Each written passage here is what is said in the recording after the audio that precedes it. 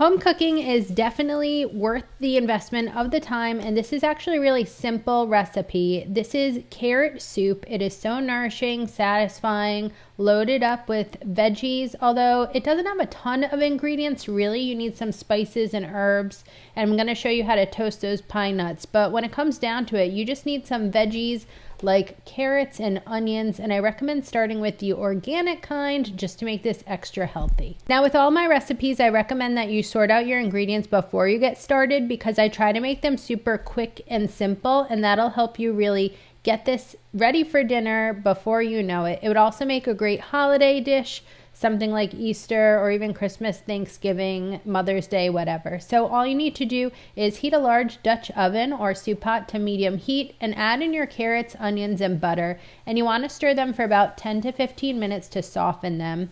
And then reduce the heat to medium low and add in some garlic salt, curry powder, cinnamon, and fresh thyme. Stir that for a minute. Now I like garam masala, but you could also use some curry powder. So you add in the chicken broth and some lemon zest and ginger, and you want to stir it all together and then raise the temperature to medium-high heat.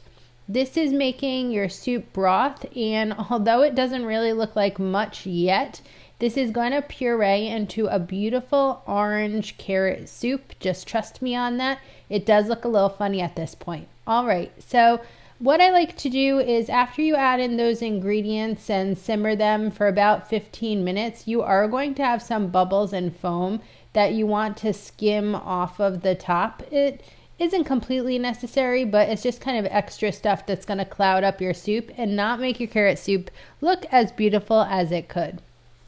All right, and then when that is done cooking and your carrots are nice and soft, it's time to use a handheld or stand blender to puree the carrot soup, and this beautiful consistency is absolutely perfect.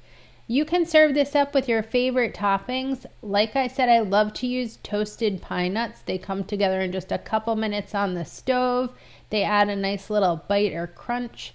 Toasted pepitas or sesame seeds or anything like that would be perfect on top, maybe even some croutons.